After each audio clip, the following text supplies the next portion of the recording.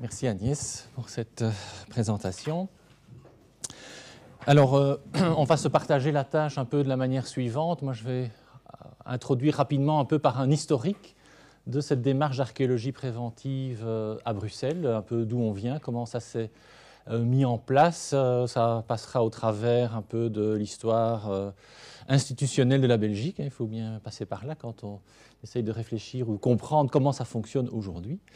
Et puis Anne vous présentera véritablement le travail du département du patrimoine archéologique de la région de Bruxelles-Capitale dans toutes ses fonctionnalités actuelles et tous les enjeux aussi futurs, un département qu'elle dirige maintenant.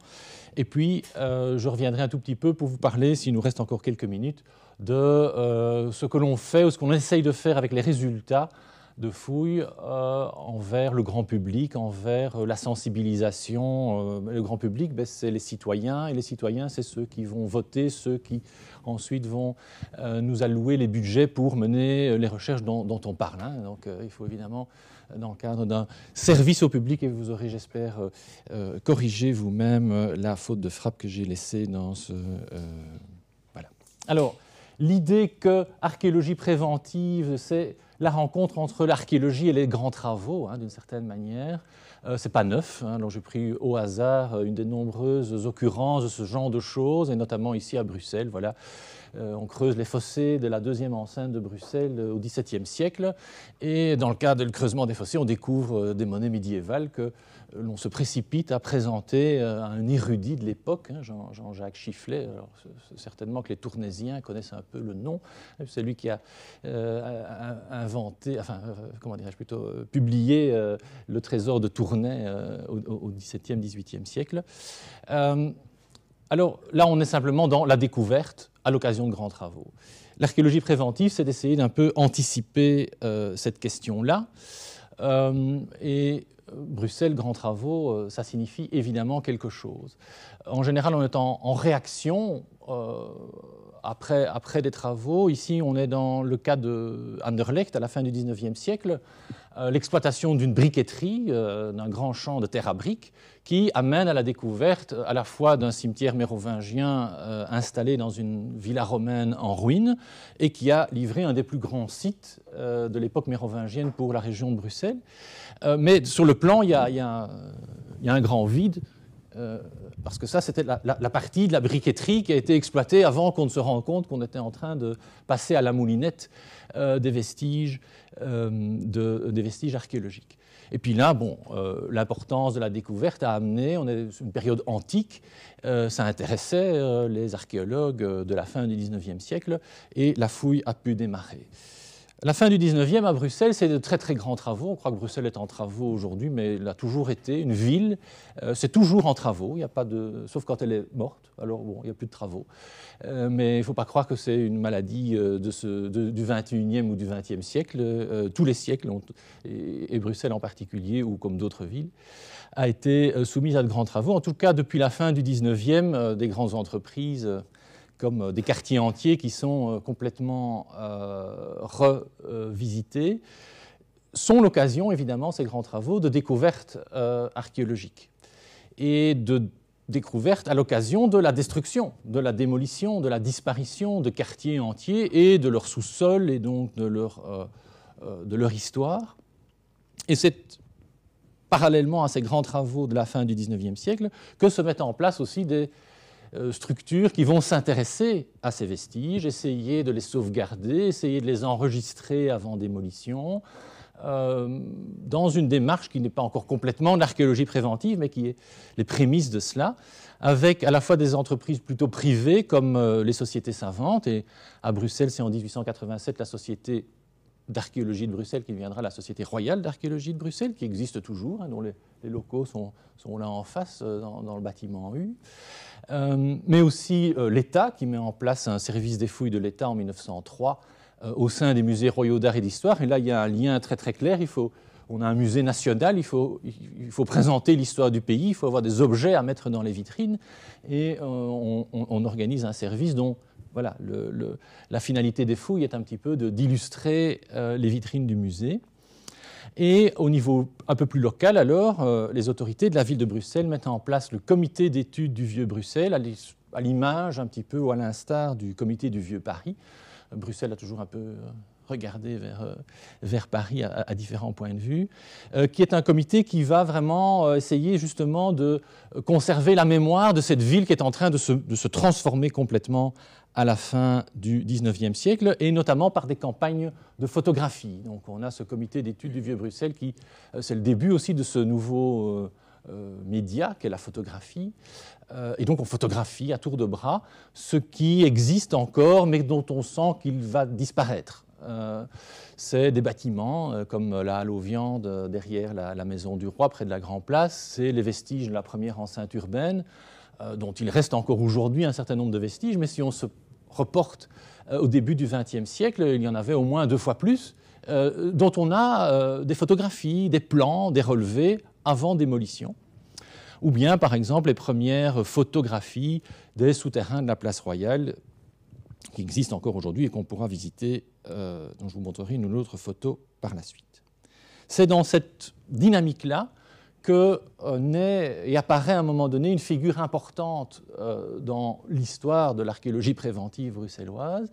C'est celle de Guillaume Desmarais, historien médiéviste, qui a été professeur ici à l'Université de Bruxelles, qui était aussi archiviste de la ville et qui s'est intéressé à la culture matérielle. Donc c'est un médiéviste, il est dans les archives médiévales, il étudie les comptes des villes, ou les documents de la pratique, notamment je veux dire, de la vente et des corporations, enfin, etc. Mais il s'intéresse aux vestiges matériels de cette culture médiévale, dont il se rend compte que les grands travaux de transformation de la ville amènent des vestiges à la surface régulièrement. Des constructions, des substructions, des vestiges comme ici de fondations du Steendekluting, c'est-à-dire, bon, ça a été identifié comme étant les fondations d'une maison forte d'une des familles importantes de la ville au Moyen-Âge, mais aussi des objets. Et il organise un système où les services de la ville, les services communaux, quand ils découvrent des objets archéologiques, ben, on le prévient, il vient sur place, il en prélève une partie qu'il transfère au musée communal, auquel d'ailleurs il y a un magnifique registre qui est l'inventaire manuscrit de Guillaume Desmarais, que lui-même, ou peut-être de temps en temps un secrétaire, a tenu à jour l'entrée de tous les objets avec un petit croquis, avec l'emplacement, la localisation de la découverte. Et vraiment dans cette idée de sauvegarder la mémoire et de temps en temps d'être vraiment au suivi des chantiers, voire juste avant la démolition. Donc on est dans cette approche d'archéologie préventive assez précoce, finalement, à l'échelle même européenne pour une ville. On est en 1910 et son action, bon, il y a l'interruption de la Première Guerre mondiale, mais surtout va être interrompue par son décès inopiné en 1931. Je ne sais plus très bien à quel âge il est décédé, mais en tout cas, il n'était pas encore pensionné. Et il n'a pas de successeur. Donc là, il y a une démarche qui démarre et puis qui finalement est avortée. Alors paradoxalement, c'est pendant la Seconde Guerre mondiale que une nouvelle démarche intervient avec la restructuration très active et très structurée du service des fouilles de l'État. Un peu une drôle de période, pour toutes sortes de raisons qui ne sont pas pas uniquement scientifiques, mais l'idée était notamment de générer des chantiers et de l'activité qui allait maintenir des ouvriers et de l'activité non délocalisable vers l'Allemagne, puisque bon, à la période dont je vous parle, les hommes en âge et en force étaient soit militaires, soit envoyés en Allemagne pour le travail obligatoire. Et donc, un certain nombre d'initiatives ont été prises pour que les autorités publiques génèrent des travaux dans le pays. Alors, ça a été des travaux de reconstruction après les bombardements, ça a été des travaux d'infrastructures publiques, mais aussi, en partie, des travaux de recherche scientifique et sur le terrain, avec ce service des fouilles de l'État qui se remet en place pendant la Deuxième Guerre mondiale et qui est un des rares actes, je dirais, de cette période parfois, enfin, à juste titre, passé à la loupe dans l'après-guerre, qui va être confirmé par le régime belge qui se restaure après la Deuxième Guerre mondiale et qui va donner donc naissance à ce qui deviendra, dans les années 60, le Service national des fouilles, qui, ceci dit, va très peu travailler sur Bruxelles, parce qu'on est encore à une époque où, Bruxelles étant un objet d'étude médiévale, au mieux, on n'est pas sur une cité romaine ou antique, et donc les responsables de l'archéologie, le service archéologique, a priori, ne va pas s'y intéresser. Donc l'intérêt ou l'attrait pour l'archéologie médiévale viendra bien après. Ou alors se limite, je dirais, à des choses qui sont connectées aux monuments, à l'architecture et à la recherche sur les monuments en ville, avec notamment la figure de Jean Rombaud, qui est architecte de la ville de Bruxelles et qui va restaurer les bâtiments et les monuments médiévaux avec un intérêt, je dirais, qu'on peut qualifier effectivement d'archéologique dans les relevés qu'il va réaliser avant restauration ou dans les sondages et campagne de fouilles, c'est un grand mot, mais enfin, recherche, disons, archéologique qu'il mène dans les monuments qu'il restaure, comme par exemple l'église Saint-Nicolas à côté de Limbourg, où les vestiges du Westbau de l'époque romane du XIIe siècle sont mis à jour. Deuxième période véritablement d'un essai de mise en place d'une archéologie préventive, ce sont les grands travaux de construction du métro. Donc, dans les années 60, Bruxelles décide de se doter d'un métro qui sera inauguré à la fin des années 60 et début des années 70.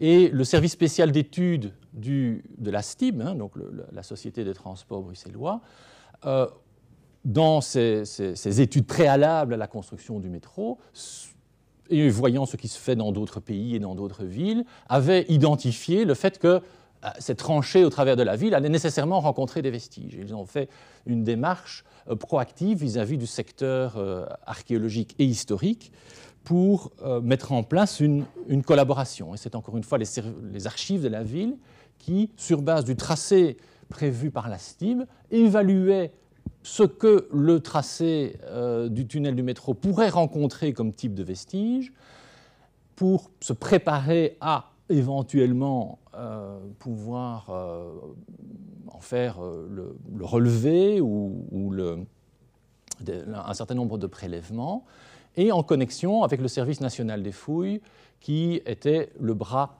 armé, je dirais, sur le terrain d'archéologues au moment où une découverte intervenait.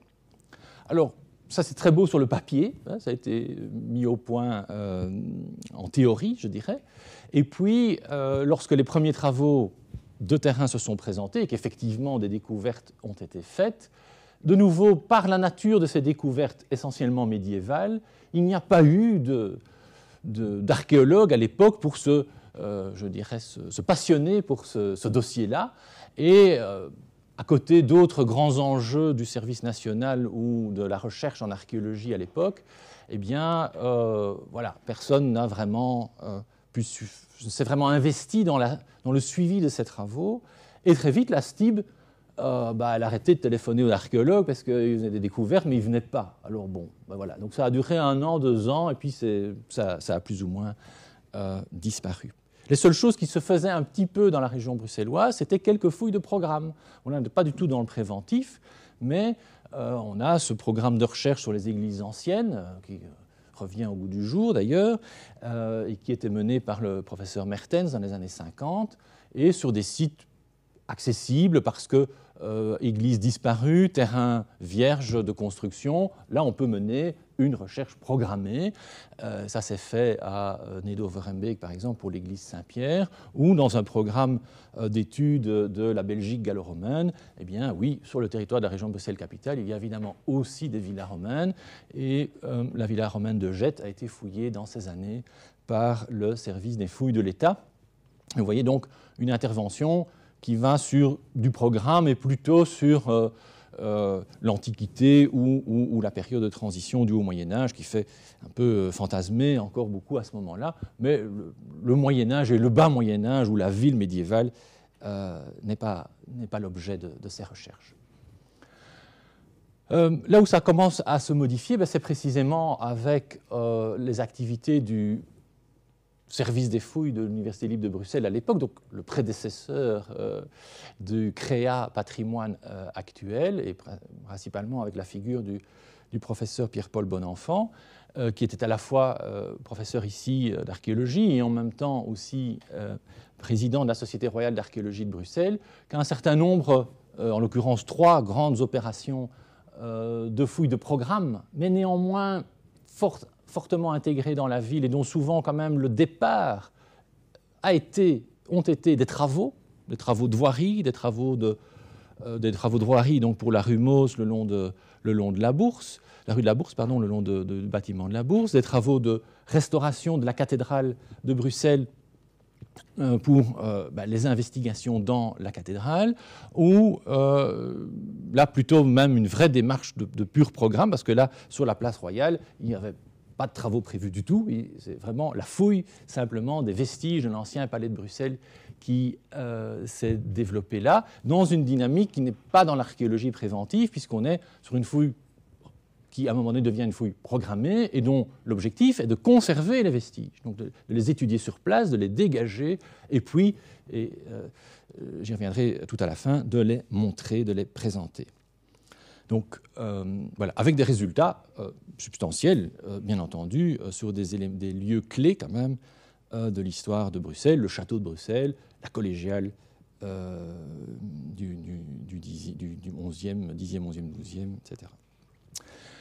Et puis, le moment clé pour l'organisation, c'est 1989, la régionalisation. Je suppose que mon collègue de la région wallonne a dû dire un peu la même chose de ce point de vue-là, avec la mise en place de structures différenciées pour les 3 régions, mais de structures où justement le pouvoir politique a envie d'investir cette matière qui est quand même fortement identitaire. À Bruxelles, ça se fait un petit peu en décalage par rapport aux 2 autres régions, puisque, par exemple, le service national des fouilles, qui existait en 1988, a été scindé en 2 entités. Une entité qui a été versée du côté de la Flandre, une autre entité a été rattachée à la nouvelle structure de la région wallonne, mais à Bruxelles, Bruxelles n'a hérité d'aucun élément ou d'aucune partie de cet ancien service national.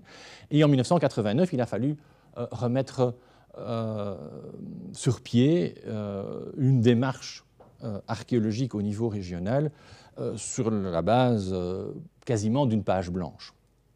Et la première opération qui a été menée devra prendre quand même, voilà, vous voyez, donc ça fait 4 ans plus ou moins, 1993, une première ordonnance sur les monuments et sites qui intégrait un volet archéologique transitoire et qui a assez rapidement disparu. Je passe sur, je dirais, ce détail-là. Il faudra attendre le Code bruxellois de l'aménagement du territoire de 2004 pour que véritablement l'archéologie en région de Bruxelles-Capitale soit organisée de façon légale et donc en partie aussi obligatoire, avec une capacité pour l'autorité publique d'obliger à prendre en compte la dimension archéologique dans les aménagements de la ville.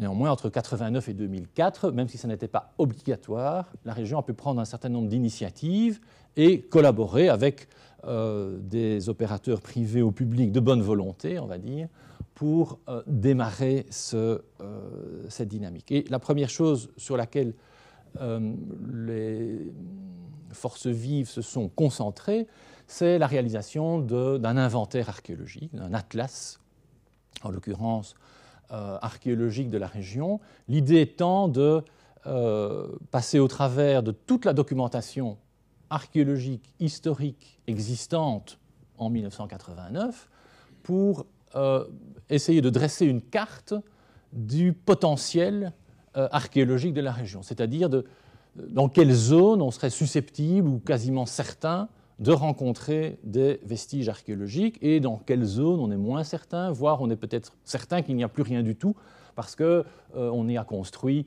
un parking souterrain de 25 étages, par exemple. Là, on peut être quand même vraiment sûr que tout a disparu. Donc cette entreprise a démarré en 1992, le premier volume de cet atlas qui était découpé commune par commune, et s'est terminé vers les années 2009, je pense, et a débouché sur cette synthèse ici de ces 24 atlas des différentes sections du territoire bruxellois qui ont fini par répertorier près de 900 sites archéologiques dont on connaît jusqu'à un certain degré de précision l'implantation et un petit peu ce qu'ils ont dans le ventre, je dirais, ces sites. Mais, bien entendu, toutes les zones blanches qui se trouvent à l'extérieur, cela ne signifie pas qu'il n'y a pas de vestiges archéologiques, c'est simplement qu'on n'a aucune information sur la présence de vestiges archéologiques dans ces zones-là, parce qu'il n'y a jamais eu aucune fouille, aucune découverte ou aucun document qui mentionne une implantation, occupation ancienne dans cette zone. Je vais passer sur un peu plus vite sur un certain nombre de slides. Donc, référencement de tous les objets déjà découverts, parce qu'évidemment, ce sont des indices sur ce qui pourrait encore apparaître lors de travaux à proximité de ces lieux d'anciennes découvertes. Référencement de tout ce qui peut être connu par les plans anciens et par les archives. Donc, il y a quand même, on a une certaine cartographie ancienne du territoire de la région, certainement depuis le XVIIIe, mais même pour certaines portions depuis le XVIe, par exemple. Même la photographie peut aider là-dedans, et on arrive à une cartographie commune par commune d'un certain nombre donc, de sites qui sont connus, plus ou moins bien, et puis des zones blanches, mais dans lesquelles néanmoins, si de grands travaux doivent être programmés, eh bien, on y mènera quand même des opérations préventives. Et un exemple ici, on était dans une zone blanche de l'Atlas archéologique d'Anderlecht, mais vu l'ampleur des travaux, les suivis ont été organisés et ont permis en l'occurrence de découvrir et d'étudier des structures protohistoriques dans cette zone-là. C'est aussi à cette occasion-là que, dans un certain nombre de cas, cette démarche archéologique ne s'est pas limitée à l'examen des vestiges dans le sous-sol ou du potentiel du sous-sol, mais aussi du potentiel en élévation dans les bâtiments. Et ici, par exemple, la ferme du Castrum dans la petite commune de Haren, qui est aujourd'hui fusionnée avec Bruxelles-Ville, qui est un vestige d'une tour, d'un donjon porte comme ça du XIIIe siècle, qui a pu être aussi référencé et étudié. Enfin, à l'échelle de l'Atlas, ça n'a pas été étudié, mais référencé comme digne d'intérêt. Ici, le centre d'Anderlecht, avec vraiment le détail de tout ce qui a pu être référencé. Et donc, aussi, je vous montre ce détail-là pour vous montrer le niveau de détail de l'Atlas archéologique bruxellois, c'est-à-dire qu'on peut obtenir l'information du fait de savoir si on a une connaissance archéologique pour chacune des parcelles. Donc, on peut interroger chaque parcelle au moment de la délivrance d'un permis d'urbanisme, mais ça, Anne vous expliquera bien plus en détail. Parallèlement à cette opération d'inventaire et d'atlas, un certain nombre de fouilles alors ont été menées, mais je vais passer assez rapidement là-dessus, d'initiatives régionales en accord avec le propriétaire, sans qu'il y ait une obligation de le mener. Et eh bien, on a consacré un budget. Chaque année, il y a un budget qui était alloué à la réalisation de fouilles, et donc on choisissait, je dirais, les circonstances ou une opportunité qui permettait d'utiliser au mieux le budget alloué en fonction de pouvoir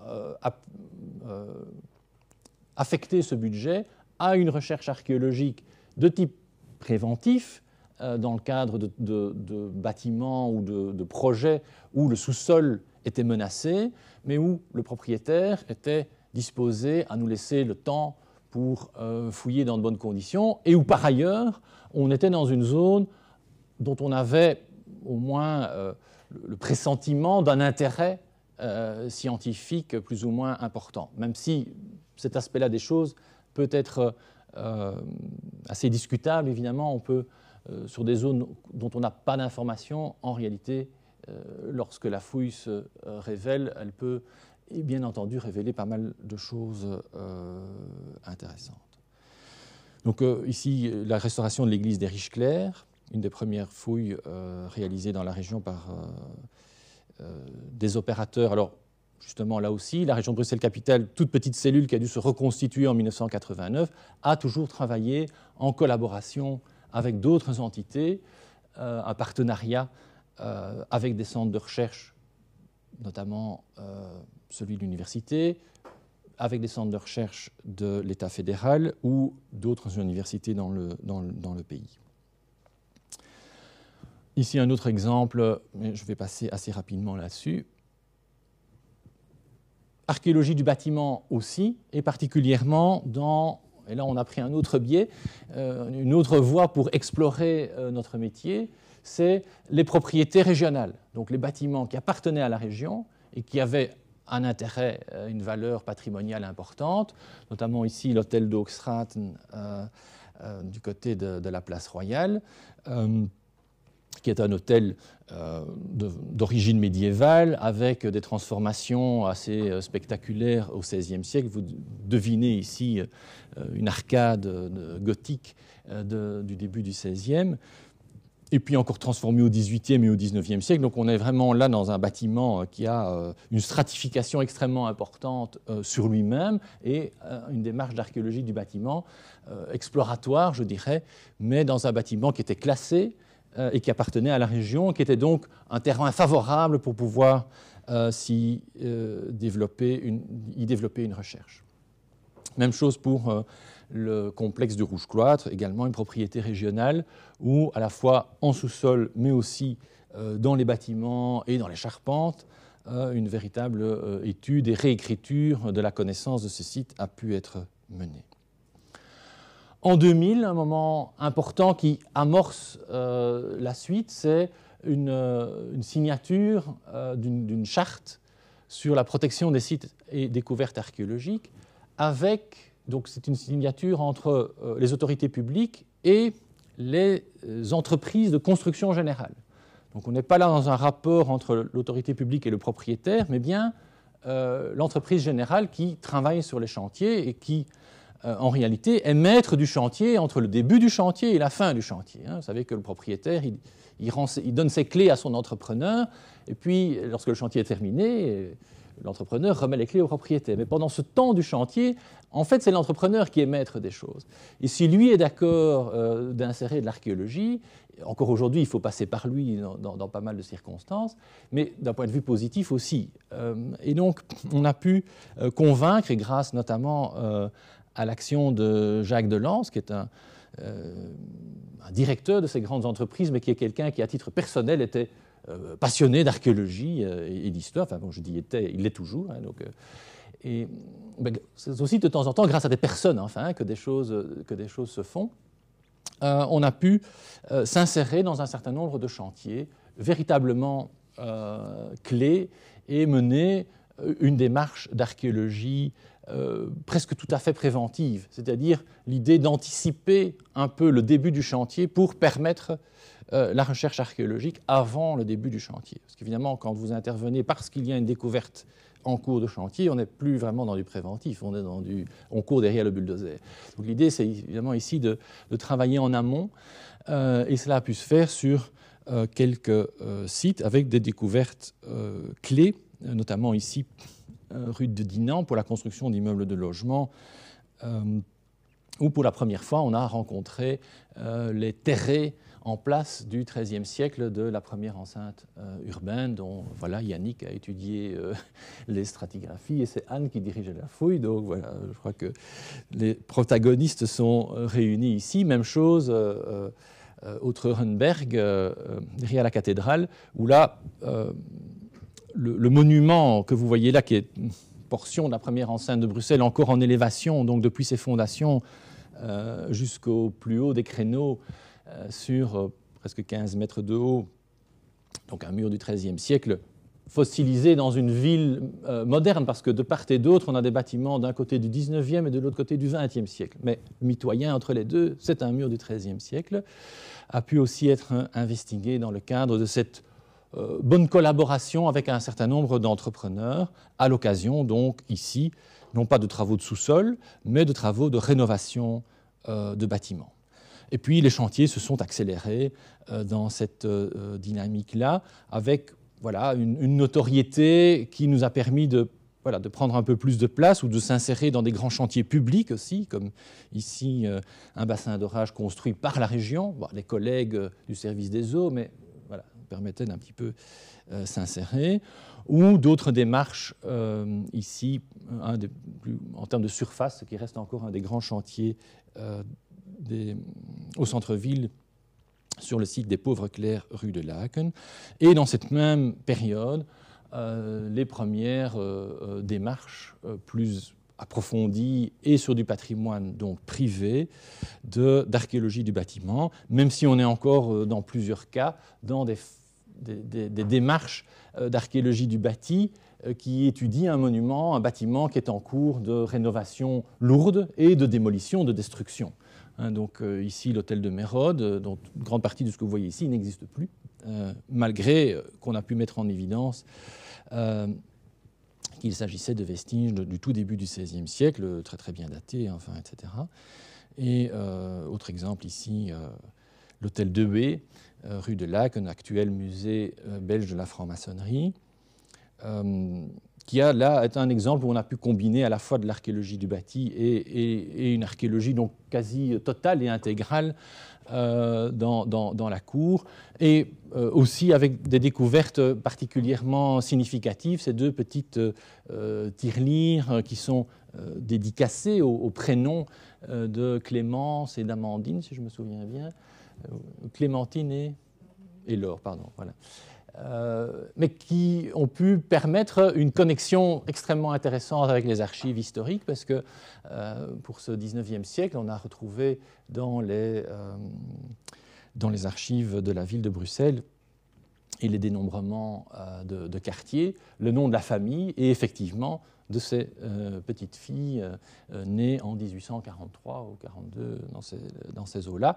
Ça, c'est un petit clin d'œil aussi à l'importance ou à l'ambition de notre service en matière d'archéologie et de documentation générale de l'histoire de la ville, de connecter les sources archéologiques et les sources historiques, le commun dénominateur possible entre ces deux étant la géolocalisation principalement.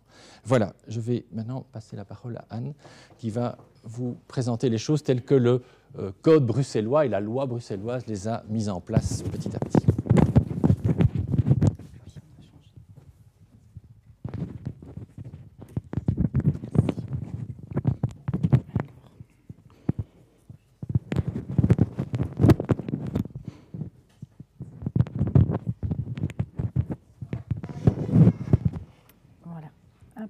Interlude pratique. Voilà. Alors, donc, dans l'intervalle, l'Europe propose un nouvel instrument, la Convention européenne pour la protection du patrimoine archéologique, qui est mieux connue sous le nom de la Convention de Malte. Et cette convention décrit les diverses dispositions à prendre pour la conservation intégrée du patrimoine archéologique. Le financement des recherches archéologiques, la collecte, la diffusion des informations scientifiques, la sensibilisation du public et la prévention du trafic illicite. Et sous la pression de cette convention, le nombre d'interventions archéologiques va progressivement augmenter partout en Europe. La tendance va s'inverser donc totalement d'une archéologie dite de programme vers une archéologie dite préventive, donc une archéologie qui va s'attacher à documenter les traces des activités humaines avant que celles-ci ne disparaissent irrémédiablement dans le cadre d'activités de construction et de restauration. Par ailleurs, la semaine passée, tu disais quelque chose de très intéressant et je trouve la comparaison parfaitement, c'est parfait. En fait, on discute beaucoup sur l'archéologie au Proche-Orient, les grands monuments qui disparaissent et tout le monde est indigné par cette évolution. Et à Bruxelles et dans nos pays, c'est la même chose, mais c'est plus insidieux. Donc ça se passe tous les jours en fait, pendant la construction. Et donc c'est pour ça que la région de Bruxelles-Capitale va suivre cette tendance vers une documentation de tout ce qui va disparaître. Et là où la charte dont Stéphane parlait sonnait le début de l'archéologie préventive moderne, elle va vraiment prendre son envol avec un chapitre entier dans le Code bruxellois de l'aménagement du territoire, donc le COBAT, que vous voyez ici à l'écran, donc en 2004, et qui transpose les dispositions de la Convention de Malte dans le contexte bruxellois. Et alors, voilà. Donc vous voyez ici à l'écran le contenu de ce fameux chapitre. Il constitue la base de notre mission d'archéologie aujourd'hui. Et donc je vous propose de parcourir avec vous les différents articles et on va agrémenter ça de beaucoup d'exemples, rassurez-vous. Alors la première question est évidemment qui peut entreprendre les recherches archéologiques? Tout d'abord, la région elle-même. Actuellement, nous avons une équipe qui est composée de 2 archéologues, de 2 dessinateurs, 2 techniciens et une secrétaire. Donc cette équipe va effectuer toutes les tâches administratives qui sont liées à l'organisation de l'archéologie préventive sur le territoire de Bruxelles et en parallèle aussi mener des recherches sur le terrain et préparer et coordonner les études qui sont effectuées pour son compte par des tiers. Alors, qui sont ces tiers? Actuellement, vous les voyez ici à l'écran. Il y a 7 agréés, dont vous voyez les logos, et dont aussi donc, le CREA Patrimoine. Et vous voyez les conditions qu'il faut remplir avant d'obtenir cet agrément. Donc, il faut être une personne physique ou morale avec un diplôme universitaire en archéologie et en histoire. Donc, Stéphane, vous avez expliqué que nous voulons combiner en continu les ressources documentaires archéologiques et historiques. Il faut avoir un minimum de 5 années d'expérience sur le terrain sur les 10 dernières années. Il faut prouver qu'on a pu mener au moins 3 projets de recherche archéologique différentes. Il faut au minimum 3 publications scientifiques et cet agrément, s'il est attribué, est valable pendant 5 ans. Après 5 ans, il faut refaire un dossier. Ensuite, quels sont les types de recherches archéologiques effectuées? Premièrement, le gouvernement peut déclarer qu'il est d'utilité publique d'effectuer des sondages et des fouilles sur un site de son choix et fixer alors les conditions de recherche. Mais cette procédure n'a jusqu'à aujourd'hui jamais été appliquée, donc je ne saurais pas vous donner un exemple, mais la possibilité existe. Alors la procédure la plus utilisée est la recherche archéologique dans le cadre d'une demande de permis. La délivrance du permis peut alors être soumise à des conditions particulières qui sont liées à la protection du patrimoine archéologique et à la condition d'effectuer préalablement ou simultanément aux travaux des recherches archéologiques. En pratique, toute demande de permis qui est introduite à la commune ou à la région est examinée, qu'il s'agisse de bâtiments ou de sites protégés ou non. La nature des travaux est alors comparée avec le potentiel archéologique et c'est là où revient notre outil de base, l'atlas que Stéphane a expliqué juste avant. Et donc on va comparer vraiment la nature des travaux avec la parcelle et la localisation de cette parcelle dans un potentiel archéologique ou non. À noter aussi qu'aucune distinction n'est faite entre l'archéologie du sous-sol et l'archéologie du bâti. Archéologie, c'est archéologie. Le passé se trouvant autant sous nos pieds que dans les bâtiments et les constructions autour de nous.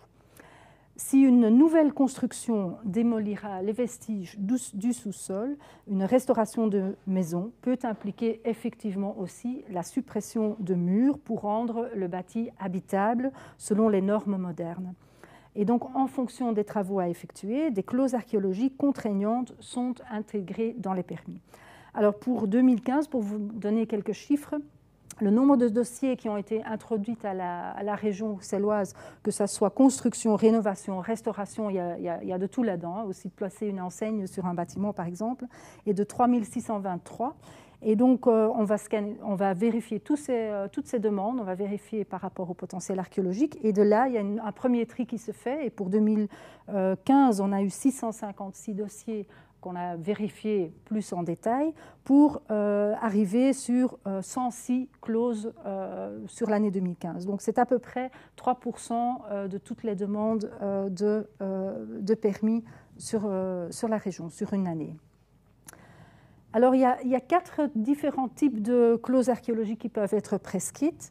La première, c'est l'accompagnement ou le suivi archéologique des travaux. Alors aujourd'hui, on utilise plutôt le mot accompagnement que suivi, pour la simple raison que suivi chez les maîtres d'ouvrage et les entrepreneurs a une notion particulière, c'est-à-dire ils enlèvent tout et puis ils nous téléphonent pour dire vous pouvez venir voir. Voilà, c'est un peu difficile évidemment. Donc on accompagne plutôt, ça indique plutôt dans le temps qu'on est ensemble avec eux sur le terrain pendant ces travaux. Et cette prescription est utilisée principalement quand les travaux sont de trop faible ampleur en profondeur. Parfois, on va creuser que 50-60 cm pour les fondations pour un bâtiment et on ne met pas de parking en sous-sol ou de cave. Et ou quand les vestiges sont vraiment à une telle profondeur que nous devons profiter en fait des travaux d'aménagement lourds pour pouvoir les documenter. Donc s'il faut d'abord creuser 6 mètres avant d'avoir des vestiges archéologiques, évidemment, on ne va pas s'occuper à creuser les 6 mètres. Le maître d'ouvrage, alors, va d'abord le faire. Ensuite, nous intervenons avec eux ou entre 2 phases de chantier. Alors, quelques exemples. Tout d'abord, le café Greenwich, à 2 pas d'ici. Non, pas d'ici, mais presque d'ici. Voilà. Lors de la restauration du café, en fait, les cuisines devaient être installées dans le sous-sol, mais pour pouvoir le faire, le sol de la cave devait être abaissé de 40 cm pour des normes de sécurité, les normes pompiers, tout simplement. 40 cm, c'est vraiment très peu. Et donc, on peut très facilement être soit dans les remblais de l'installation de la cave, dans des sables de construction. Enfin, voilà. C'est donc très difficile de dégager beaucoup d'argent pour organiser une fouille pour 40 cm. Donc, on va plutôt faire un accompagnement. Dans ce cas-là, on va tous les jours sur le chantier, on suit le creusement. Et ici, dans ce cas, si on a eu de la chance, nous en tout cas, donc c'est dans le sol de la cave arrière, nous avons découvert 3 latrines, une du 15e, une du 16e et une du 17e siècle. Et alors, sur la photo de droite, vous voyez le fond de la latrine du 15e siècle qui recèlait quelques objets en bois, dont un bol, donc l'objet rond dans le coin de la fosse et le bol, et à gauche vous voyez le bol restauré. C'est un fait assez rare en région bruxelloise de trouver des objets en bois. Évidemment, ils ne se conservent que dans un milieu humide et anaérobe, et nous n'avons pas jusqu'à maintenant beaucoup de fouilles avec ce type d'objet. Un autre exemple ici, le suivi des travaux de restauration du Hof ter Coigne à Watermael-Boisfort et l'aménagement de ses abords, de cette ferme, qui a livré des renseignements très précis quant à l'extraction à l'époque médiévale de la pierre de sable. Alors un autre exemple, c'est le réaménagement de la place Cardinal-Mercier à Gette, où nous avons fait un suivi intensif. Nous savions en effet qu'à hauteur de cette place, il se trouvait l'église Saint-Pierre et son cimetière, mais aussi que la profondeur annoncée des travaux était de 40 cm, donc c'est vraiment un réaménagement d'une place. On enlève le dallage actuel, on creuse un tout petit peu et on remet un nouveau dallage. Par contre, nous ne savions pas combien de vestiges avaient été arrachés lors des aménagements précédents, et donc nous avons plutôt choisi de faire un suivi pour toutes ces raisons-là. Pression intense par contre, parce que dès qu'ils ont commencé à creuser, voilà, on est tombé sur les dernières occupations, les dernières tombes plutôt, de ce cimetière, et donc on a dû vraiment travailler très très très vite parce que les bulldozers étaient vraiment dans notre dos. tout ça sous les yeux ébahis des gens de la commune qui venaient tous les jours voir.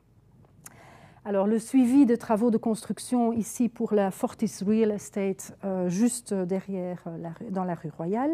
C'était l'occasion pour nous de vérifier s'il restait encore quelque chose d'une partie du tronçon de la première enceinte, dans la prolongation en fait, du tronçon que vous avez vu plus tôt du Treurenberg. Malheureusement, donc le tronçon devait passer à l'angle du bâtiment où il y a encore les plaques grises et venant vers l'angle du bâtiment ici devant, donc vraiment dans l'axe des bras des machines. Mais donc malheureusement, par le passé déjà, ce tronçon avait été évacué. Ici encore un tronçon de la première enceinte, cette fois-ci aux Beaux-Arts, où il se trouvait caché derrière les murs qui étaient construits par Horta.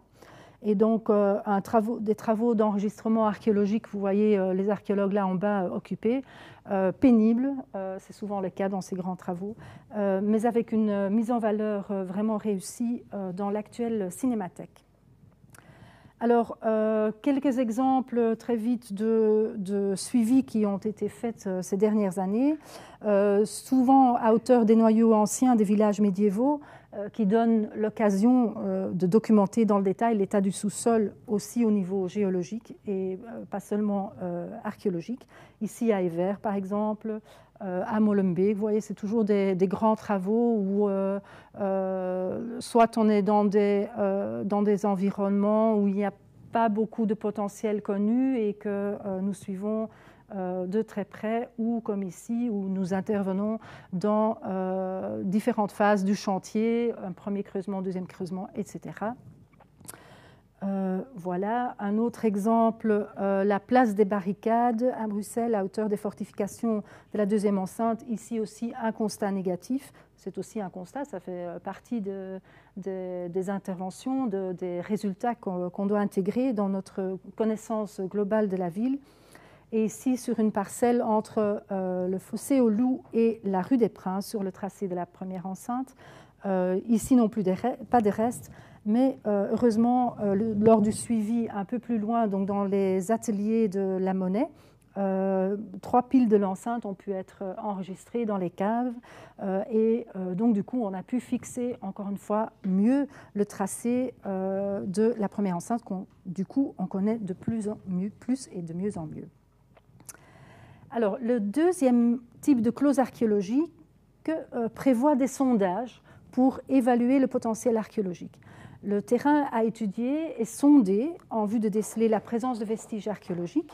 Et si cette évaluation est positive, elle donne lieu à une plus vaste étude archéologique en fonction toujours des travaux de construction prévus.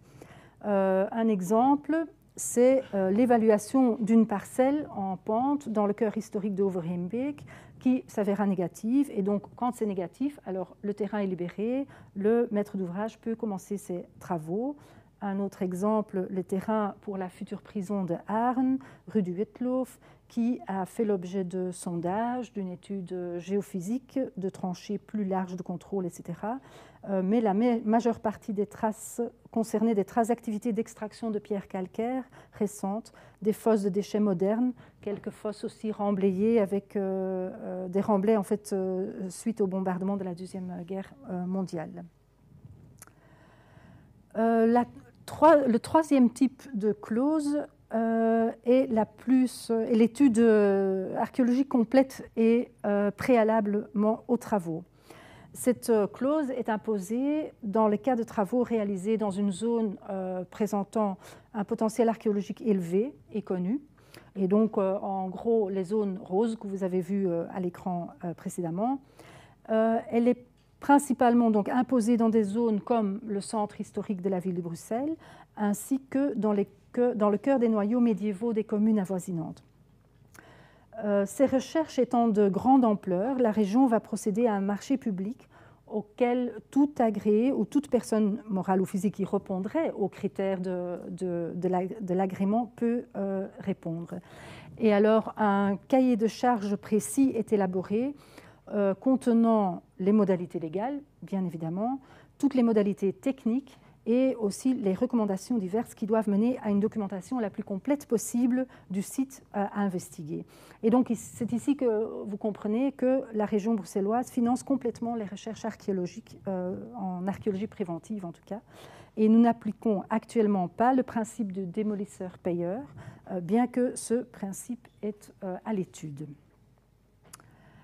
Alors, le contenu du cahier de charges, vous le voyez ici, donc les modalités techniques, les informations concernant le site à fouiller, donc les différentes personnes de contact évidemment, les périodes connues jusqu'à aujourd'hui, le phasage des fouilles qu'il faut prévoir, donc parce que le maître d'ouvrage veut commencer ses travaux le 1er mai 2015, alors il faut faire en sorte que les fouilles soient terminées le jour avant, bien évidemment. Alors nous donnons des recommandations pour les fouilles, comment faire les dessins, les photos, comment récolter et sauvegarder les objets sur le terrain, comment échantillonner et le cas échéant aussi sur l'utilisation des détecteurs de métaux. Alors, nous donnons des recommandations pour la constitution des documentations, donc comment faire les plans, les coupes, les fiches des unités stratigraphiques, le journal de bord, les bases de données, et également des recommandations comment élaborer le rapport de fouille, les différents chapitres qui doivent absolument y figurer, comme l'histoire du quartier, le contexte de la recherche, bien évidemment, la description des vestiges et des objets, d'éventuelles analyses qui se seraient faites encore en cours de fouille, ou mentionner en tout cas que l'échantillonnage a été fait et que ces analyses vont se faire plus tard. Tout ça pour pouvoir archiver toute cette documentation de façon facile pour nos services. Alors, ici, vous voyez un exemple. Donc nous imposons en fait un système unique aux archéologues pour systématiser l'enregistrement et donc rendre la recherche possible à travers toutes les fouilles sur le territoire bruxellois. Et donc pour ça, il faut systématiser, il faut donner les outils aux archéologues pour pouvoir le faire. Et donc vous voyez ici un exemple de fiche d'unité stratigraphique où on prévoit le plus de cadres possible, où les archéologues n'ont qu'à cocher les différentes informations. Il y a de la place pour faire des descriptions, pour faire des petits croquis. Et ces informations vont se retrouver par après dans la base de données qui est en fait scindée en deux parties. La partie gauche sur l'écran qui est plutôt la partie, on va dire, scientifique, entre guillemets, et la partie de droite qui est la gestion de la collection. Donc c'est une base de données qui intègre tout sur un objet ou sur sa provenance jusqu'à sa localisation dans le dépôt. Alors, pour l'archéologue, puisque nous sommes dans la partie fouille, l'archéologue va remplir avec ces feuilles qu'il a enregistrées sur le terrain la base de données. Il n'y a pas toute la partie dessus, je crois. Ah non, la deuxième partie revient plus tard. Et donc, il y a toutes les informations des unités stratigraphiques, quelle unité recoupe quelle autre unité, etc. Toutes les informations quant à sa structure, quant à la texture, quant à le mobilier qui avait été trouvé dedans, est-ce qu'il y a eu un échantillonnage, etc. Donc, beaucoup d'informations qu'on peut rajouter. Alors, à côté de ça, l'archéologue, une fois que les objets sont nettoyés, il va également rajouter toutes les descriptions par rapport aux objets. Et donc, là, il y a d'abord une fiche qui est plutôt générale sur le type d'objet, avec des boutons qui permettent de faire des recherches, et vous allez voir plus loin comment ça fonctionne, mais au moins avoir une première approche de l'objet. Nous travaillons avec des numérotations uniques. Vous voyez en haut, je ne sais pas si vous savez le lire, mais donc BR059, c'est le code du site, parce qu'évidemment sur un objet on n'a pas la place pour mettre l'adresse, la commune, etc. Et donc nous travaillons avec les deux premières lettres de la commune et ensuite un numéro de suivi qui est un numéro de dossier. Et donc pour nous c'est un numéro unique. Dans une base de données, forcément il faut toujours utiliser des numéros uniques suivis par donc la couche, le numéro de la couche dans laquelle ça a été trouvé et le numéro de l'objet même de cette couche. Plus loin, alors, voilà, donc quand une fois qu'on a rempli cette fiche objet, on va cliquer sur une céramique, puisque c'est de la céramique, et on arrive alors dans une fiche plus spécifique par rapport à la céramique. Elle n'est pas complètement dessus, parce qu'il y a encore toute une partie concernant les décors. Voilà. Évidemment, vous voyez bien, il y a plein de champs qu'on ne remplit pas, forcément. On ne va pas remplir pour les 5000 tessons qu'on a trouvés, et chaque petit tesson qu'on a trouvé, on ne va pas remplir toutes les dimensions. Néanmoins, toutes les possibilités existent de remplissage. Alors, quelques exemples de fouilles. Donc, ici, la fouille au pied de la tour Annesens, encore une fois la première enceinte. Et donc, fouille parce que le terrain autour de la tour, et c'est Sylvie, je crois, qui a fouillé là, oui, tout à fait, le terrain allait être utilisé pour l'installation de chantiers lourds. Et donc, sous le niveau de la base de la tour, aussi, plusieurs niveaux de la boue ont été découverts, tout comme un peu plus bas, rue de Dinan, et que vous avez vu aussi dans la partie de la présentation de Stéphane. Alors, un autre exemple, c'est quai aux Barques, où des couches de terre noire ont été découvertes. Alors, à Bruxelles, on aime bien les terres noires, et ce sont des couches homogènes, pour ceux qui n'auraient pas encore été confrontés à cette notion, très foncées ou pas, qui peuvent être des champs, des friches, des prairies, une combinaison de ces trois phénomènes. Ici, il s'agit de couches de terre noire du XVe, XVIe siècle et qui précèdent la construction du quartier au XVIIe siècle, dont vous voyez en partie des vestiges ici. Autre exemple, la rue de l'Escalier, une cave à 2 nefs avec colonnes et arcs-doubleaux en pierre blanche qui soutiennent une voûte en briques et qui date du XVe siècle. Et ici, c'était une fouille préalablement à la construction d'un immeuble de bureau. Alors parfois, on a d'autres éléments qu'on découvre, parce qu'évidemment, on ne va pas forcément aller chercher le plus ancien. Mais dans le cloître de Jésus à Saint-Jost-Naude, c'était une folie du XIXe siècle qui est apparue. C'est une ornementation de jardin qui avait été quelque peu oubliée avec le temps, mais que les archéologues ont remis au jour. Et alors, rue des Pierres, alors que l'archéologie du bâti des bâtiments au-dessus permettait de documenter en détail la phase de reconstruction autour de la Grand Place suite au bombardement de 1695, c'est dans le sous-sol qu'on découvre des traces d'occupation du XIIIe siècle. Et les analyses des derniers mois tendent même vers la présence d'une Heimlichkeit ou une rue à immondice excrémentiel, pour le dire proprement. Alors, rue de la Paille, juste derrière le Sablon, où la communauté française souhaitait construire un bâtiment pour ses archives. On a aussi fait une découverte inouïe. Il s'agit d'une épée baïonnette du modèle 1874. Je le lis parce que là, c'est quand même des spécialistes qui nous l'ont dit.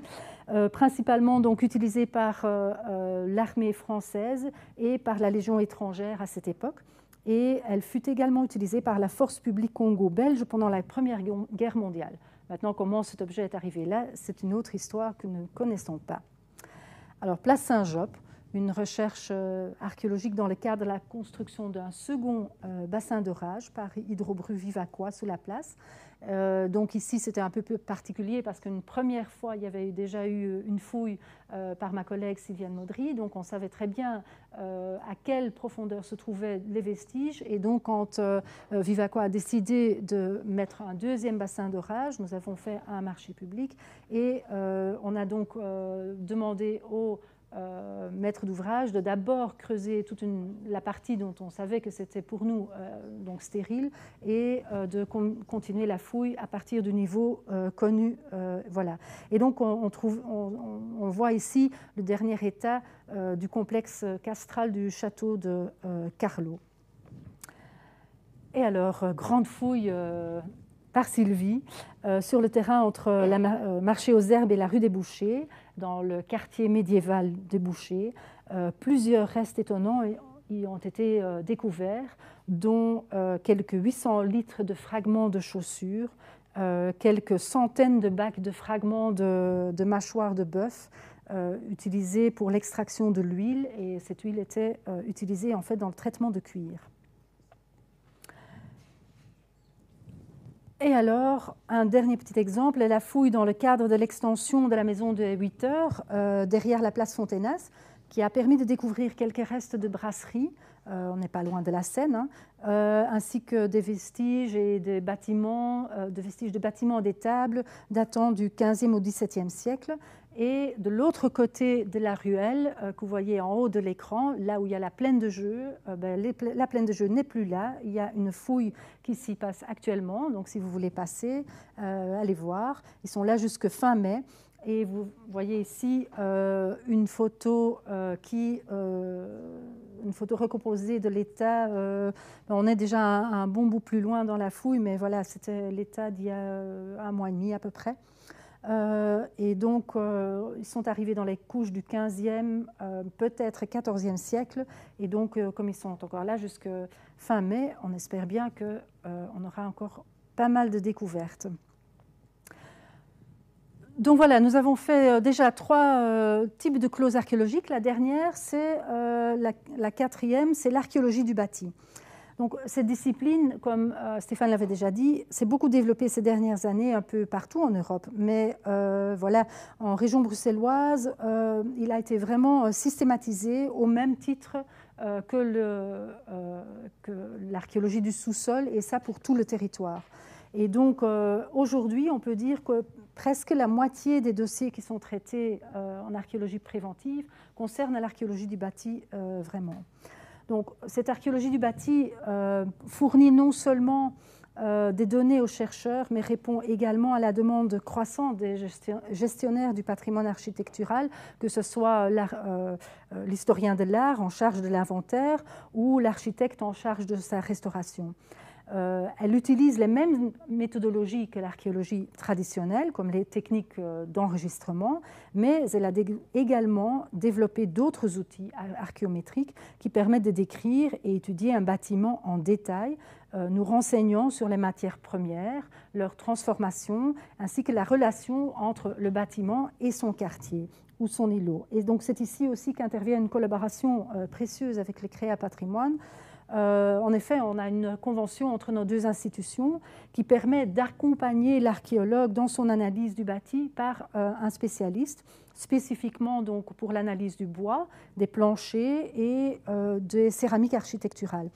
Et donc, cette collaboration résultera, in fine, dans un vade-mecum, au même titre que les autres vade-mecum dont je vous avais parlé plus haut, pour que l'archéologue puisse savoir vraiment comment enregistrer les éléments de façon telle que des spécialistes puissent l'utiliser, ces données, pour des recherches analytiques beaucoup plus poussées. Donc, on a tendance plutôt à faire, on prend une brique ici, une brique là, ben non, ce n'est pas comme ça qu'il faut faire. Donc, c'est le spécialiste qui va expliquer aux archéologues comment faire, parce que le spécialiste ne sait pas se rendre sur tous les chantiers, et donc il faut que les données, par contre, la récolte des données se passe de façon intelligente et uniforme. De nombreux dossiers de restauration dans la zone tampon autour de la Grand Place qui est patrimoine mondial UNESCO. Beaucoup de restaurations qui se font actuellement pour rendre cette partie de la ville beaucoup plus agréable encore, sont une occasion en or pour nous qui permettent de déceler bien plus au-delà des simples descriptions des murs et des briques. Il nous parle des difficultés rencontrées lors de la reconstruction après le bombardement de 1695. Par exemple, l'utilisation de bois de très mauvaise qualité, de récupération de gros œuvres dans le gros œuvre et dans la charpenterie, l'utilisation massive en remploi de la brique locale récupérée dans les ruines, l'importation de plus petites briques de Flandre et des Pays-Bas pour pallier au manque de matériaux, briques, pierres rougies par le feu, soigneusement nettoyées, gardées en place. Donc tout ça parle dans cette archéologie du bâti. Quelques autres exemples, marché aux herbes 50, où le suivi des décapages des façades a permis de découvrir des bandeaux de briques de remploi, alternant avec des plus petites briques, donc un marqueur chronologique désormais efficace de ce fin du XVIIe, début du XVIIIe siècle. Au quai au bois de construction, des restants d'un bâtiment original du XVIIe siècle, et dans la rue des Fabriques, une partie du couvent des Chartreux fut utilisé comme lieu de stockage pour une grande surface jusqu'à ce que ce soit redécouvert en fait en 2008 et que ce sera aménagé autrement encore, mais avec intégration des résultats archéologiques. Dans la rue Sainte-Catherine, la recherche archéologique du bâti lors d'une campagne de restauration dans une maison traditionnelle du XVIIIe siècle a par exemple démontré que le mur goutreau mitoyen porte des traces d'occupation antérieure avec des fenêtres, avec des pignons qui indiquent un développement d'un bâtiment en parallèle avec la rue et non pas perpendiculaire avec la rue. Et alors un très bel exemple aussi, le Melting Pot Café, que vous avez certainement vu à la télévision peut-être, dans la rue Haute, où des semelles sculptées, voyez en haut à droite sur l'écran, de motifs tardo-gothiques furent découverts lors d'une évaluation patrimoniale en vue d'une demande de permis de restauration-démolition. Donc la façade qui est vraiment très anodine, hein, vous voyez en bas sur l'écran, à l'intérieur il y a quand même du XVe siècle. Même chose rue Haute, un peu plus loin, une façade complète qui avait été découverte du XVe siècle et le maître d'ouvrage là a même changé ses plans de construction et d'aménagement. C'est un homme pour vieille personne en y intégrant sa façade. Ça n'a pas été une mince affaire pour lui parce qu'évidemment, il doit tenir compte de beaucoup de choses pour la mobilité de ces personnes. Et donc, pour nous, en même temps, c'est une victoire pour l'archéologie du bâti où le maître d'ouvrage décide de changer ses plans et de l'intégrer. Ça, c'est vraiment très, très intéressant. Et alors, rue des Pierres, la maison sous laquelle, souvenez-vous, on avait découvert la rue aux immondices, des cloisons en bois qui entourent la cage d'escalier qui date probablement du XVIIIe siècle, une période de la reconstruction après le bombardement de la ville. Et un petit dernier, rue de Flandre, où derrière la façade du XVIIe siècle, se trouvent des murs goutreaux et un pignon arrière qui remonte au XVIe siècle, voire au XVe. Une maison qui est située entre un Tussenweg, donc un petit chemin entre les maisons, qui est encore décelable sur le plan parcellaire. Et donc, d'un côté le Tussenweg et de l'autre côté l'impasse du Roulier, et donc une servitude de passage, et donc une découverte qui mène à une réflexion sur la propriété, sur les accès, sur l'utilisation des espaces ouverts, sur l'intérieur de l'îlot et l'urbanisation complète d'un quartier. Évidemment, il reste toujours encore le cas des découvertes fortuites malgré tout le travail en amont. Alors, qu'est-ce qu'on fait dans ces cas-là? Alors, l'auteur déjà de la découverte fortuite, il doit avertir le propriétaire et la région a alors 21 jours ouvrables pour organiser une recherche archéologique. Alors, bien souvent, il s'agit de découvertes d'ossements humains. Ici, c'était en 2011, dans le jardin botanique. Ceci réclame une intervention immédiate des archéologues parce que nous devons faire une expertise avec le concours de la police fédérale et du DVI, le Disaster Victim Identification Team, afin de pouvoir enlever les ossements le plus vite possible, mais aussi de manière scientifique, parce que nous devons libérer le terrain en fait. Parce que pour la police et le juge, à ce moment-là, c'est un terrain de possible scène de crime, et donc le juge en charge doit tout de suite savoir si c'est archéologique, oui ou non. Et donc voilà, si c'est archéologique, le juge peut directement libérer le terrain, et nous avons alors un peu de temps pour récupérer tous les ossements. Ici, c'était des ossements qui provenaient probablement d'une léproserie médiévale située non loin du parc actuel. Un autre exemple du même genre, la rue Auguste Hortz, donc juste en face de la Bourse, les travaux d'égout qui ont mis au jour des restes humains, et c'est les restes humains du cimetière, du cloître des frères mineurs, donc les fouilles que Pierre-Paul Bonenfant avait fait avant. C'est souvent des ossements qui sont sur des terrains qui étaient des anciens cimetières, mais comme on ne les voit plus dans la ville et que les gens ont tendance à oublier qu'autour d'une église, il y avait un cimetière. C'est chaque fois la surprise, il y avait un cimetière, oui, il y a un cimetière autour des églises seulement. Aujourd'hui, ce n'est plus le cas. Et donc, c'est une notion qui disparaît tout doucement de la mémoire des gens, et nous sommes confrontés à ça régulièrement. Autre petite intervention d'urgence, c'est l'affaissement d'un terrain dans un espace vert qui est géré par Bruxelles Environnement, ici rue Montagne du Parc. C'était tout simplement une citerne d'eau de pluie qui était éventrée et donc voilà, il y avait là des maisons jusque dans les années 70. Cette citerne d'eau appartenait à ces maisons et donc c'est une petite intervention de quelques heures vraiment. Et parfois on a des plus grands dossiers. Ici, une construction par Bouygues d'un immeuble à hauteur des vestiges du moulin du Château d'Or à Uccle. Château d'Or qui remontait jusqu'au XVIIIe siècle. Et donc là, dans ces cas-là, on a bien besoin des 20 jours pour enregistrer les nombreux murs qui apparaissent à ce moment-là. Et finalement, le cas le plus extrême que nous ayons eu à gérer jusqu'à aujourd'hui, c'est donc les découvertes sur le site de Tour et Taxis, un dossier très difficile avec de très très nombreuses et grandes pressions. L'équipe a dû négocier sa présence vraiment de jour en jour, voire d'heure en heure.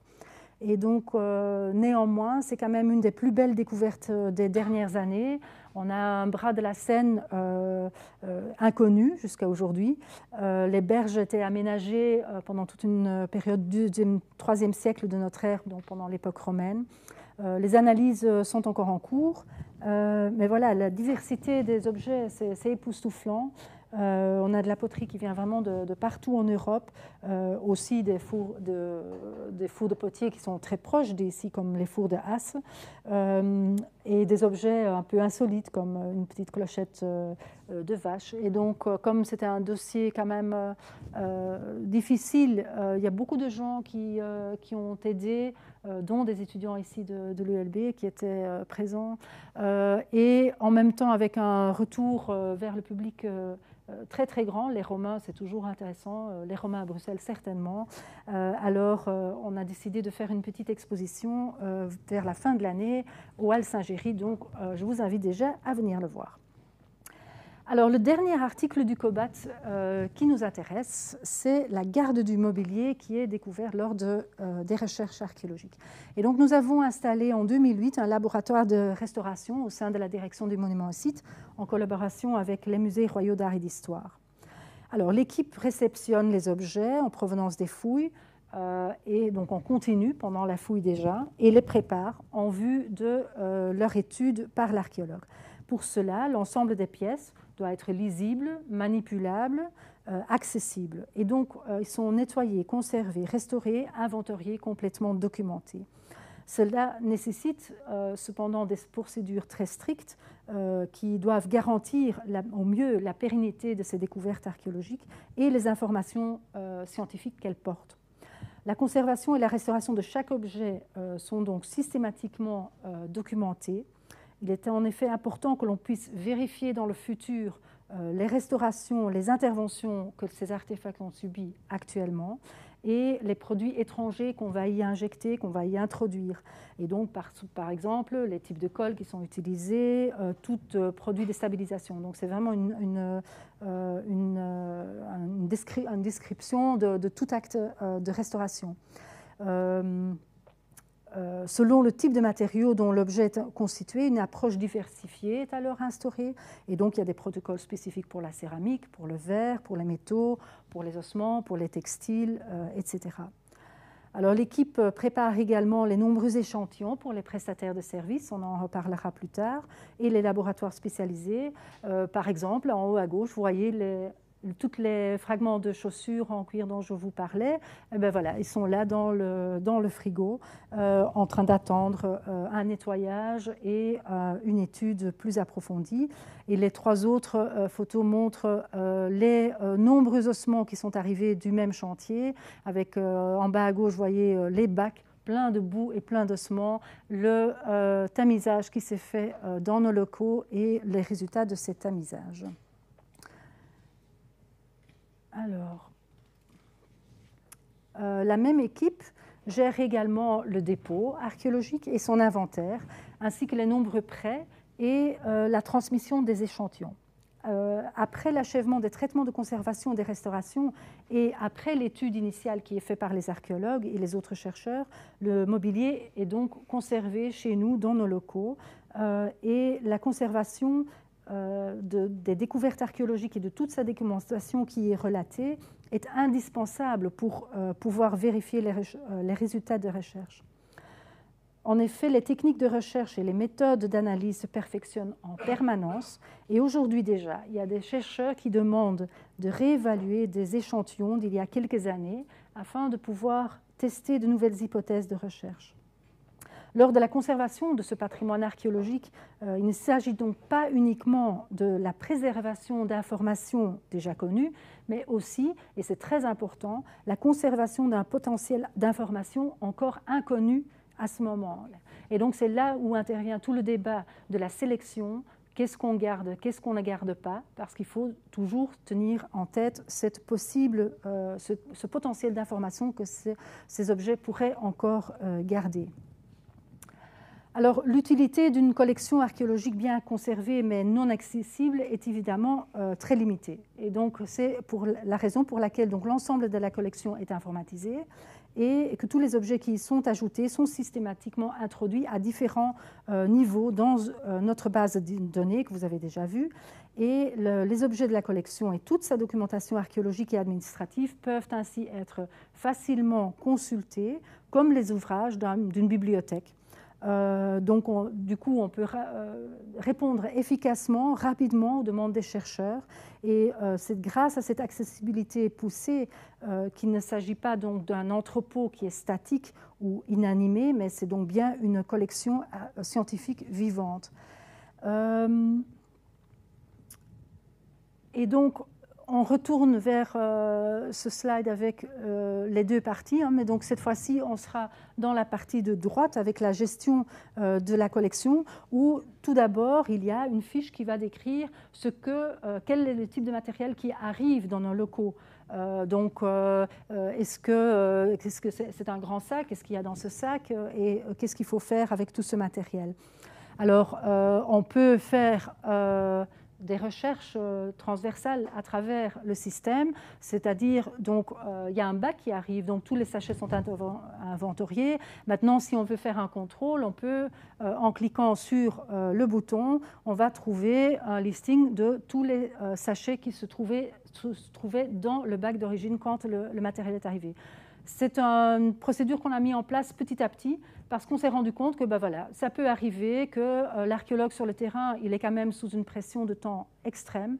Il y a un sachet qui... Est-ce que j'ai bien mis ce sachet? Oui ou non? Il est où? Il était où quand il s'est arrivé? Est-ce que c'est chez nous que le sachet a disparu? Voilà, donc toutes ces questions-là, c'est donc une première étape d'enregistrement. Alors l'autre possibilité est évidemment... mais maintenant, c'est une unité stratigraphique. Voilà, j'ai un sachet ici, mais il y a peut-être plusieurs sachets de cette même unité stratigraphique. Ce serait quand même bien de traiter tout en même temps. Et donc, effectivement, encore une fois, un bouton avec un macro derrière qui va sortir ici, heureusement. Il n'y a qu'un sachet, mais parfois, il y a 10, 20, 50 sachets de la même unité stratigraphique. Alors, on va plus loin. Chaque sachet est aussi décrit, ce qui se trouve dans le sachet. Avec ensuite, ce sachet se trouve dans un bac, évidemment, dans le dépôt. On n'est plus dans le nettoyage de l'arrivage des objets, mais bien dans la gestion une fois que tout le traitement est fait. Donc le dépôt, il y a un bac. Dans le bac, il y a des sachets. Alors, il y a quoi dans ce bac? Et ce bac se trouve où? Et ça, c'est clé, une information clé, évidemment, parce que si on veut aller chercher la cruche avec son numéro, en 15 minutes, le temps de descendre à la cave et de la remonter, la cruche est là grâce à un système de ce genre. Je vous parlais de la restauration et de toutes les informations qu'il faut sauvegarder. Voici un exemple de fiche. Donc, on va noter la restauration antérieure, on va noter aussi la restauration actuelle et donc les produits qui ont été utilisés. Donc, c'était en fait les métadonnées de la restauration. À côté de ça, évidemment, il y a tout genre de listing qu'on peut tirer de la base de données et c'est jamais terminé. Le nombre de questionnements qu'on a par rapport à la collection au jour le jour change tout le temps et donc tout ceci est en création continue.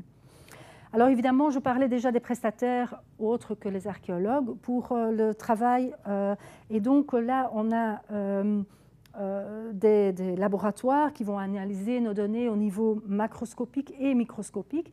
Et tout d'abord, comme on parlait de l'archéologie du bâti, on va parler d'abord un peu de la dendrochronologie. Et donc face au nombre grandissant du dossier d'archéologie du bâti et donc aussi la rencontre avec de magnifiques charpentes, la DMS s'est adjointe les services d'une association momentanée des laboratoires de dendrochronologie de l'Université de Liège et de l'Institut royal du patrimoine artistique avec une collaboration avec le Créa Patrimoine. Et le but est de réaliser un inventaire typologique et dendrochronologique des charpentes anciennes en région de Bruxelles-Capitale.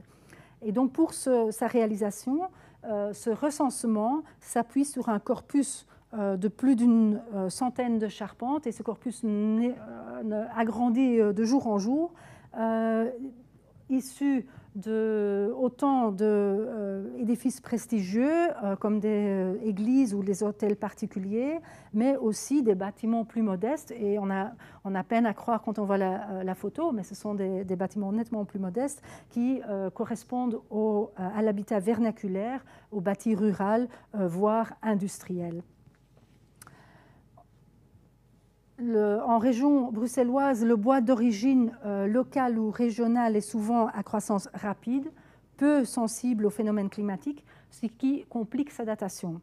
Et donc, de plus, Bruxelles et ses environs présentent peu de variétés de modèles typologiques au niveau des charpentes.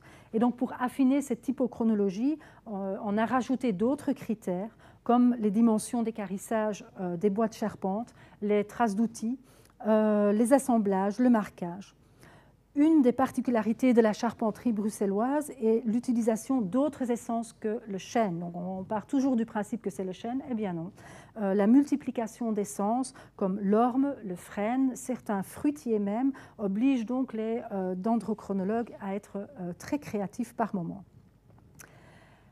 Mais alors, dans ces recherches, l'archéologue moderne est assisté par toute une équipe d'experts qui vont le seconder et qui vont examiner les trouvailles archéologiques sur le chantier de fouilles et après. Et donc, à côté des dendrochronologues et des spécialistes en céramique architecturale dont je vous ai parlé beaucoup plus tôt, il y a également les géoarchéologues, les archéobotanistes, les archéozoologues, un anthropologue physique. Et donc pour ces collaborations, la région va faire appel au centre de recherche ici et au Musée royal des sciences naturelles de Belgique. Pendant les recherches de terrain, l'archéologue va donc faire appel premièrement à l'archéopédologue, il est ici présent d'ailleurs, et ensemble, ils vont examiner les différentes strates et les différentes couches. Et l'attention du géoarchéologue va se porter particulièrement à la genèse des différentes strates et à la manière dont les structures comme des fosses, les tranchées, les talus ont été conçus, comment ils ont été utilisés, comment ils ont été abandonnés. D'autres spécialistes sont également contactés après. L'archéobotaniste qui va se pencher sur les restes végétaux, macroscopique pour les graines, les fruits, les charbons de bois, mais aussi microscopique pour les pollens, les spores, les microfossiles et les phytolithes. Et pour ceux qui ne seraient pas encore au courant de ce que ce sont les phytolithes, ce sont des particules de silice microscopiques. Ils sont au-dessus sur la dia et qui donc vont subsister dans le sol là où la plante dépérit. Et donc, ce qui explique leur intérêt particulier. Et toutes ces informations vont déterminer leur origine. Est-ce qu'on était en phase de plantes locales? Est-ce qu'on est en phase de restes de nourriture, etc. L'archéozoologue qui va évidemment étudier tous les restes des animaux, os, coquilles, insectes. Il va les identifier, il va faire des statistiques sur leur présence-absence. Il va les classer dans des groupes comme les restes de consommation, nourriture ou déchets de cuisine, restes d'activités artisanales, cadavres, intrusifs, voilà, on rencontre de tout. Sur une fouille aussi, une grenouille qui tombe dans un puits, des restes de rats, des insectes qui sont arrivés sur le site sans que l'homme pour autant ait aidé. Et finalement, on a bien évidemment aussi l'anthropologue physique qui va se concentrer sur les restes humains et qui va déduire l'âge au décès, la taille, les pathologies et toute autre trace de maladie sur le squelette. Ici, à gauche, sur la photo, on voit une pathologie qui s'appelle Cribra orbitalia et qui est, ce sont des petits trous en fait dans l'os et c'est causé par une production excessive de cellules rouges et c'est un indicateur d'une carence en fer durant la croissance de l'individu. Alors donc toutes ces informations vont fournir des trésors d'informations sur le cadre de vie et les conditions d'hygiène. Donc, pris séparément, chaque élément va s'apparenter à une pièce du puzzle et ce n'est que lorsqu'on va mettre toutes ces pièces du puzzle ensemble qu'on va donc être confronté à une image beaucoup plus détaillée de l'évolution, souvent très complexe d'un site et de ses habitants. Et alors, on peut à ce moment-là faire des petits jeux où sur une fouille, on a d'abord trouvé un pré avec des vaches. On avait effectivement retrouvé les traces des vaches qui étaient passées par là. C'est devenu après un champ. Et après le champ, on a construit la première enceinte dont on avait découvert par ailleurs donc, une partie du talus. Alors, brièvement, sur le futur, on va vers où maintenant ? Pour l'inventaire archéologique, donc l'atlas, la vectorisation, le recalage des cadastres et plans anciens sur le cadastre actuel, comme vous voyez ici, pour le cadastre primitif de Bastendorf. Donc en gris, c'est le cadastre actuel, en couleur, c'est le cadastre de Bastendorf. C'est au cœur de nos activités parce que cette analyse va remonter pour chaque parcelle de plus en plus loin dans le temps. Et c'est un outil donc exceptionnel pour la préparation des interventions archéologiques. Avec toutes ces informations, on va sur le chantier et on sait déjà quel type de vestiges on pourrait rencontrer et ça se vérifie, oui ou non, alors sur le terrain, bien évidemment. L'inventaire en soi n'est pas terminé non plus, afin de pouvoir donner le même niveau de détail qu'on a donné pour les communes avoisinantes. On veut aussi donner ce même degré de détail pour le Pentagone. Et le Pentagone qu'on considère comme un grand site archéologique, ce n'est pas Plic-Ploc 50 sites, c'est un grand site archéologique. Il faut travailler de façon thématique parce que les couches et les utilisations des bâtiments se superposent de façon tellement exponentielle dans le cœur de la ville qu'on ne sait pas travailler autrement que vraiment par thématique. Et donc un premier volume de ces nouveaux atlas, ou le nouveau atlas thématique pour le Pentagone va paraître dans quelques temps, très vite j'espère, et il sera consacré à quelques brasseries du XVIe et du XVIIe siècle. Et entre-temps, on travaille déjà sur un prochain volume aussi qui traite des couvents, où on va donc utiliser le même principe que pour les premiers atlas. Donc, on va faire des recherches dans les cadastres avec une digitalisation des anciens plans par rapport au cadastre actuel. Et donc, pour les couvents, nous partons du dernier plan connu, qui est souvent le plan qui a été levé au moment de la suppression du couvent. Et ainsi, on peut remonter vers les époques plus anciennes et donc donner du coup un aperçu cartographique de l'évolution géographique de ce couvent. Un autre projet est né à travers l'exposition d'André Vézal qui s'est tenue au Kordenberg l'année passée. Et c'est grâce au travail de l'équipe Atlas que la propriété de Vézal a pu être localisée avec précision. Donc ici, dans le cadre rouge de cette gravure. Gravure qui était dessinée pour autre chose, le couvent des Minimes, mais qui donc reprend cette propriété et en combinant le travail cartographique avec les différentes gravures montrant ce domaine, nous avons pu restituer la maison qu'on appelle la Hochhaus, la demeure de Vézal.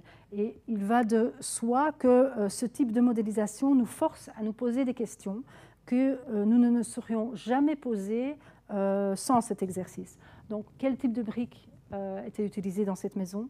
Quel type de toit? Quel était ce type de couverture, comment les différentes ailes se présentent l'une par rapport à l'autre, parce qu'évidemment, les gravures ne montrent pas chaque côté du bâtiment, donc il faut réfléchir. Et donc, le graphiste, en mettant tous ces éléments ensemble, pose des questions.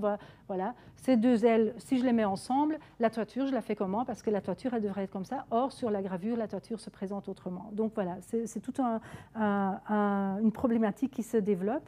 Et alors, je voulais vous montrer le petit film. Je ne sais pas s'il va se mettre en route, ben voilà, qui donc montre le résultat de ces recherches pour cette maison du XVIIIe siècle.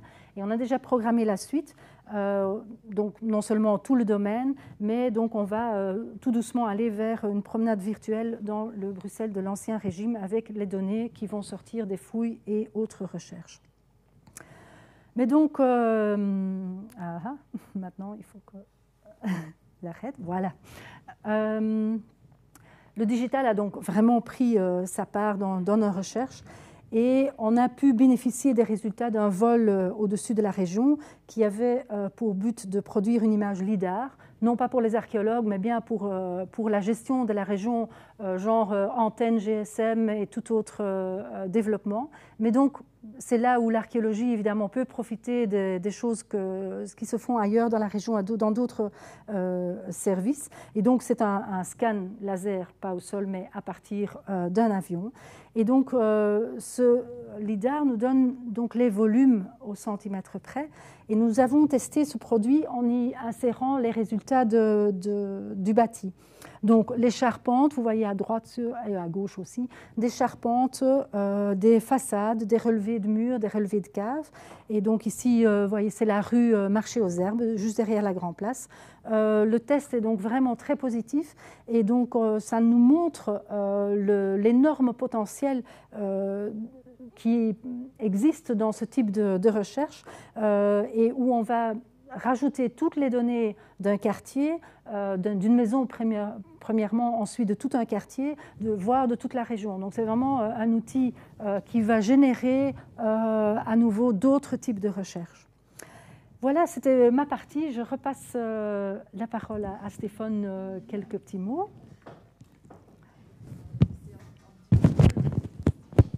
Des questions, mais je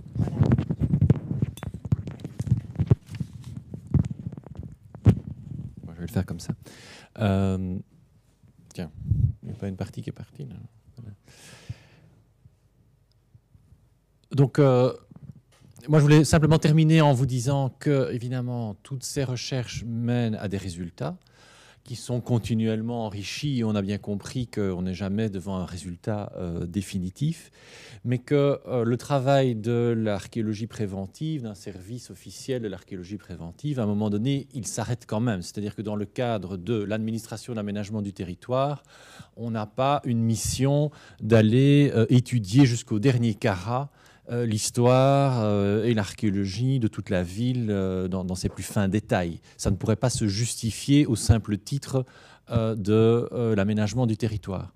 Par contre, puisque la dynamique c'est ça, l'aménagement du territoire amène l'érosion de l'histoire, il y a des choses qui vont disparaître parce qu'on permet le développement de la ville, donc notre service met en place les choses pour que ce qui a disparu finalement soit transposé dans des supports qui conservent la mémoire, qui conservent l'information, qui soient rendus suffisamment disponibles et compréhensibles pour que la recherche se poursuive après. Et là, il y a moins d'urgence, évidemment. Ça peut se faire éventuellement de façon décalée. Et là-dedans, donc, les publications scientifiques, des rapports de fouilles ont évidemment une place clé, tout comme l'accessibilité, Anne l'a bien expliqué, au travers des mécanismes de la base de données, l'accessibilité des données, des archives et du matériel. Donc tout chercheur qui est intéressé par une problématique peut venir interroger notre service et si on a des données qui correspondent au type de données qu'il recherche, il pourra y avoir accès. Et donc au travers des publications archéologiques, scientifiques dans la collection Archéologie à Bruxelles également. Mais au-delà de ça, je vous l'ai dit en commençant, on veut aussi revenir vers la sensibilisation du grand public en général avec des outils plus light d'une certaine manière, mais qui voilà, vont sensibiliser toute cette chaîne opératoire aussi des gens que l'on rencontre et qui vont permettre que la fouille s'organise, les propriétaires, les responsables des communes, les locataires, les gestionnaires, les entreprises. Et notamment, on a développé toute une ligne sur l'archéologie préventive avec cette petite brochure et une exposition itinérante qui passe de commune en commune de façon à sensibiliser l'ensemble des acteurs sur ces questions-là. En matière de publication, on a des publications aussi plus grand public, comme cette grande fresque Bruxelles mise au jour, qui, au travers d'un certain nombre d'images, retrace une espèce d'histoire de la région, de la préhistoire à la Deuxième Guerre mondiale, au travers de la culture matérielle. Des invitations à découvrir les quartiers de Bruxelles par des promenades, en amenant chacun à se rendre compte que la ville d'aujourd'hui, la ville du XXIe siècle, c'est une ville dans laquelle il y a des strates à lire d'emblée. Elle est évidemment constituée de toute son histoire, quartier par quartier. Notre revue Bruxelles Patrimoine, qui est la revue de la direction des monuments et des sites, qui vient de consacrer un numéro fin de l'année passée à l'archéologie urbaine. Et Anne et moi, nous avons apporté pour chacun d'entre vous un exemplaire de ce volume où vous retrouverez énormément de choses qui ont été dites maintenant. Dans la ville aussi, l'idée c'est qu'après la fouille, des choses puissent rester accessibles, éventuellement rester visibles, même parfois quand le vestige ont disparu. Enfin, ici, des exemples assez classiques, hein, ces marquages au sol, première enceinte à hauteur du boulevard de l'Empereur, ou des fouilles dans la cathédrale. Ce sont des outils qui ne sont pas toujours performants tout seuls parce qu'ils nécessitent qu'éventuellement un guide vous dise de regarder ou qu'une application web vous signale que ça se trouve à cet emplacement-là. C'est évidemment une des valeurs aussi de tous les développements numériques que Anne vous a présentés sous leur angle potentiel de recherche. Mais ces développements numériques amène aussi un potentiel de communication et de divulgation pour le grand public très performant, très rapide et très en lien assez immédiat finalement avec la donnée scientifique et la mise à jour scientifique. Et là, je n'ai pas encore d'exemple à vous montrer parce que comme l'outil, je dirais, scientifique est en construction, eh bien, voilà, les développements vers, par exemple, des web apps pour découvrir le passé de la ville en se promenant en ville sont des choses qui pourront se développer. Des sites archéologiques, qui ne sont pas ceux évidemment, en général, pas ceux issus de l'archéologie préventive, mais ceux plutôt issus des grandes fouilles programmées, mais qui sont évidemment très symboliques et qui sont des bons exemples pour sensibiliser les gens à c'est quoi l'archéologie, comment ça se fait que des choses sont conservées en sous-sol, les cryptes de la cathédrale, le musée site archéologique du Codenberg sous la place Royale, ou le musée de la Bourse qui actuellement est en cours d'ailleurs de transformation. Il y a un projet pour transformer entièrement ce musée Bruxelles 1238 dans le cadre du réaménagement complet des espaces avec le piétonnier, la réaffectation de la bourse. Donc il y a un nouveau projet qui se présentera plutôt sous la forme de corbeilles donnant vue sur les vestiges archéologiques de façon à intégrer ça dans un nouveau parcours. C'est aussi en permanence, lorsque la fouille est en cours, et Anne vous invitait à passer par le site de la place Fontenas, c'est lorsque ces fouilles sont en cours, immédiatement aussi une manière de sensibiliser le public qui est toujours accompagné par des panneaux, par des visites guidées de chantier, de façon à s'intégrer le plus possible. Et tout ça se fait évidemment grâce à une équipe diverse et variée, composée de tous ces métiers que vous avez vu passer. Alors derrière le travail de l'archéologue, j'espère que vous avez depuis longtemps compris que ça nécessite beaucoup de connexions avec des collègues de toutes sortes d'autres disciplines, et c'est ce qui est évidemment très très enrichissant dans notre travail de tous les jours. Voilà. Place aux questions maintenant.